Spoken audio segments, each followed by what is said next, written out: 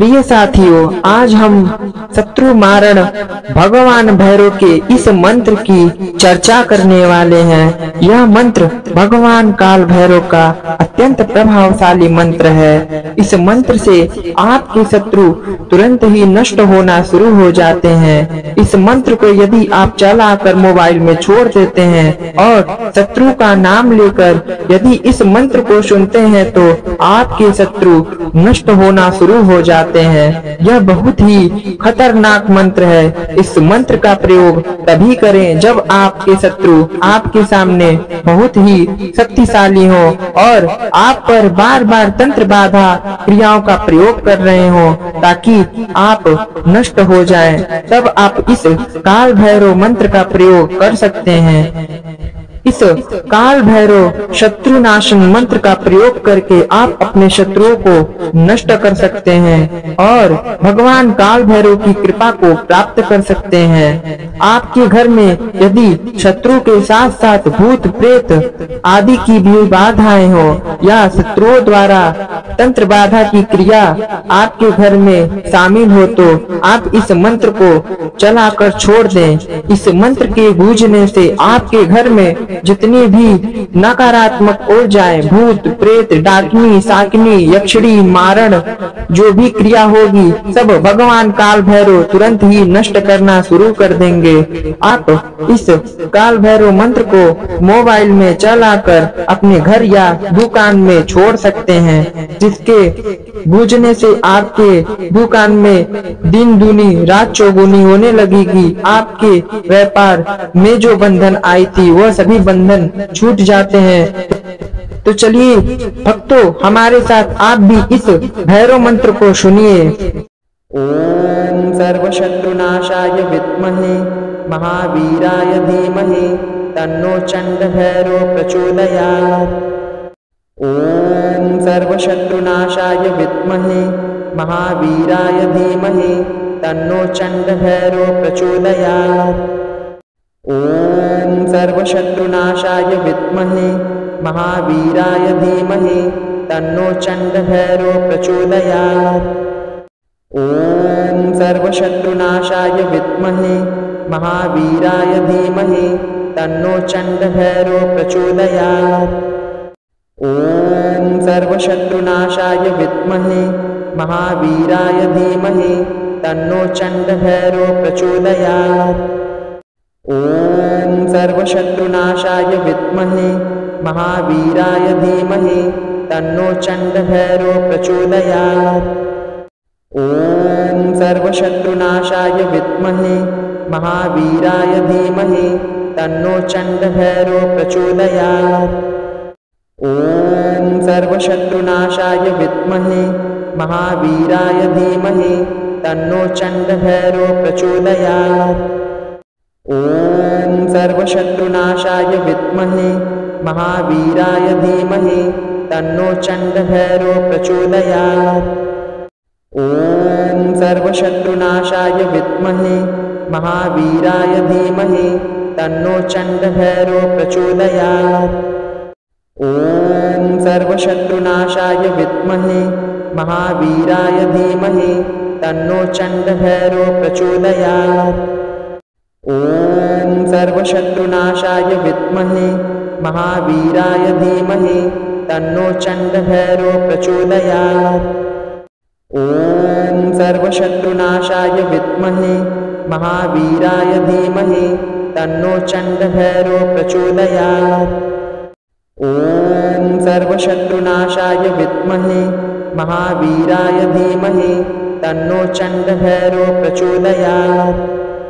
ओम सर्वशत्रुनाशाय विद्महे महावीराय धीमहि तन्नो चंड भैरव प्रचोदयात्। ओम सर्वशत्रुनाशाय विद्महे महावीराय धीमहि तन्नो चंड भैरव प्रचोदयात्। ओम सर्वशत्रुनाशाय विद्महे महावीराय धीमहि तन्नो चंड भैरव प्रचोदयात्। ओम सर्वशत्रुनाशाय विद्महे महावीराय धीमहि तन्नो चंड भैरव प्रचोदयात्। ॐ सर्वशत्रुनाशाय विद्महे महावीराय धीमहि तन्नो चण्डभैरवो प्रचोदयात्। ॐ सर्वशत्रुनाशाय विद्महे महावीराय धीमहि तन्नो चण्डभैरवो प्रचोदयात्। ॐ सर्वशत्रुनाशाय विद्महे महावीराय धीमहि तन्नो चण्डभैरवो प्रचोदयात्।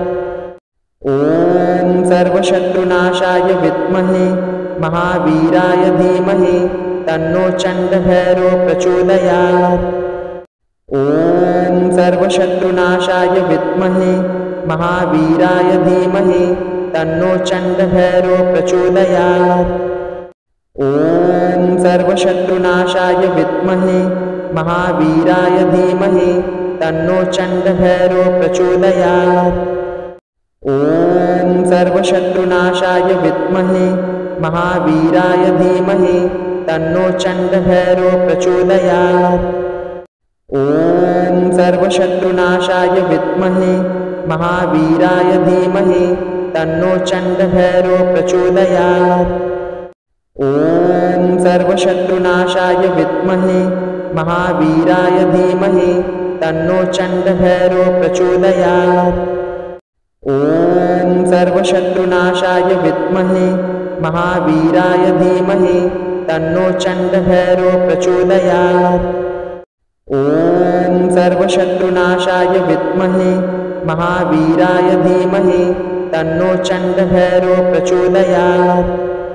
ॐ सर्वशत्रुनाशाय विद्महे महावीराय धीमहि तन्नो चण्डभैरवो प्रचोदयात्। ॐ सर्वशत्रुनाशाय विद्महे महावीराय धीमहि तन्नो चण्डभैरवो प्रचोदयात्। ॐ सर्वशत्रुनाशाय विद्महे महावीराय धीमहि तन्नो चण्डभैरवो प्रचोदयात्। ॐ सर्वशत्रुनाशाय विद्महे महावीराय धीमहि तन्नो चण्डभैरवो प्रचोदयात्। ॐ सर्वशत्रुनाशाय विद्महे महावीराय धीमहि तन्नो चण्डभैरवो प्रचोदयात्। ॐ सर्वशत्रुनाशाय विद्महे महावीराय धीमहि तन्नो चण्डभैरवो प्रचोदयात्। ॐ सर्वशत्रुनाशाय विद्महे महावीराय धीमहि तन्नो चण्डभैरवो प्रचोदयात्। ॐ सर्वशत्रुनाशाय विद्महे महावीराय धीमहि तन्नो चण्डभैरवो प्रचोदयात्। ॐ सर्वशत्रुनाशाय विद्महे महावीराय धीमहि तन्नो चण्डभैरवो प्रचोदयात्। ॐ सर्वशत्रुनाशाय विद्महे महावीराय धीमहि तन्नो चण्डभैरवो प्रचोदयात्। ॐ सर्वशत्रुनाशाय विद्महे महावीराय धीमहि तन्नो चण्डभैरवो प्रचोदयात्। ॐ सर्वशत्रुनाशाय विद्महे महावीराय धीमहि तन्नो चण्डभैरवो प्रचोदयात्। ॐ सर्वशत्रुनाशाय विद्महे महावीराय धीमहि तन्नो चण्डभैरवो प्रचोदयात्। ॐ सर्वशत्रुनाशाय विद्महे महावीराय धीमहि तन्नो चण्डभैरवो प्रचोदयात्। ॐ सर्वशत्रुनाशाय विद्महे महावीराय धीमहि तन्नो चण्डभैरवो प्रचोदयात्। ॐ सर्वशत्रुनाशाय विद्महे महावीराय धीमहि तन्नो चण्डभैरवो प्रचोदयात्। ॐ सर्वशत्रुनाशाय विद्महे महावीराय धीमहि तन्नो चण्डभैरवो प्रचोदयात्। ॐ सर्वशत्रुनाशाय विद्महे महावीराय धीमहि तन्नो चण्डभैरवो प्रचोदयात्। ॐ सर्वशत्रुनाशाय विद्महे महावीराय धीमहि तन्नो चण्डभैरवो प्रचोदयात्।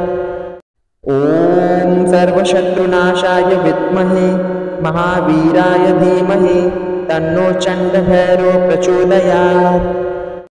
ॐ सर्वशत्रुनाशाय विद्महे महावीराय धीमहि तन्नो चण्डभैरो प्रचोदयात्। ॐ सर्वशत्रुनाशाय विद्महे महावीराय धीमहि तन्नो चण्डभैरो प्रचोदयात्। ॐ सर्वशत्रुनाशाय विद्महे महावीराय धीमहि तन्नो चण्डभैरो प्रचोदयात्। ॐ सर्वशत्रुनाशाय विद्महे महावीराय धीमहि तन्नो चण्डभैरो प्रचोदयात्। ॐ सर्वशत्रुनाशाय विद्महे महावीराय धीमहि तन्नो चण्डभैरो प्रचोदयात्। ॐ सर्वशत्रुनाशाय विद्महे महावीराय धीमहि तन्नो चण्डभैरो प्रचोदयात्। ॐ सर्वशत्रुनाशाय विद्महे महावीराय धीमहि तन्नो चण्डभैरो प्रचोदयात्। ॐ सर्वशत्रुनाशाय विद्महे महावीराय धीमहि तन्नो चण्डभैरो प्रचोदयात्। ॐ सर्वशत्रुनाशाय विद्महे महावीराय धीमहि तन्नो चण्डभैरो प्रचोदयात्। ॐ सर्वशत्रुनाशाय विद्महे महावीराय धीमहि तन्नो चण्डभैरो प्रचोदयात्। ॐ सर्वशत्रुनाशाय विद्महे महावीराय धीमहि तन्नो चण्डभैरो प्रचोदयात्।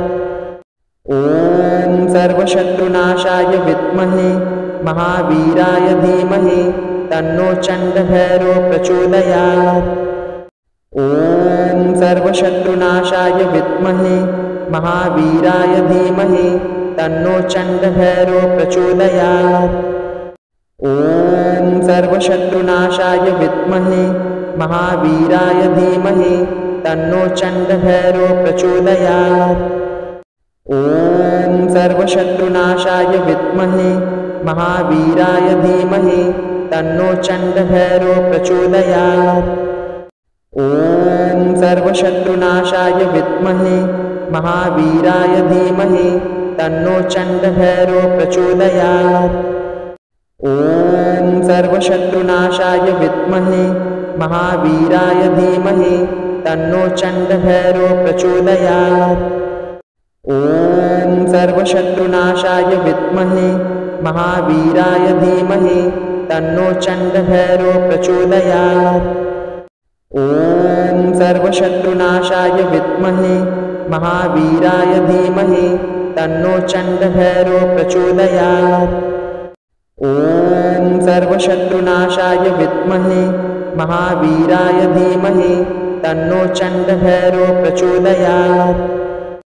ॐ सर्वशत्रुनाशाय विद्महे महावीराय धीमहि तन्नो चण्डभैरो प्रचोदयात्। ॐ सर्वशत्रुनाशाय विद्महे महावीराय धीमहि तन्नो चण्डभैरो प्रचोदयात्। ॐ सर्वशत्रुनाशाय विद्महे महावीराय धीमहि तन्नो चण्डभैरो प्रचोदयात्। ॐ सर्वशत्रुनाशाय विद्महे महावीराय धीमहि तन्नो चण्डभैरो प्रचोदयात्। ॐ सर्वशत्रुनाशाय विद्महे महावीराय धीमहि तन्नो चण्डभैरो प्रचोदयात्। ॐ सर्वशत्रुनाशाय विद्महे महावीराय धीमहि तन्नो चण्डभैरो प्रचोदयात्। ॐ सर्वशत्रुनाशाय विद्महे महावीराय धीमहि तन्नो चण्डभैरो प्रचोदयात्। ॐ सर्वशत्रुनाशाय विद्महे महावीराय धीमहि तन्नो चण्डभैरो प्रचोदयात्। ॐ सर्वशत्रुनाशाय विद्महे महावीराय धीमहि तन्नो चण्डभैरो प्रचोदयात्। ॐ सर्वशत्रुनाशाय विद्महे महावीराय धीमहि तन्नो चण्डभैरव प्रचोदयात्। ॐ सर्वशत्रुनाशाय विद्महे महावीराय धीमहि तन्नो चण्डभैरव प्रचोदयात्।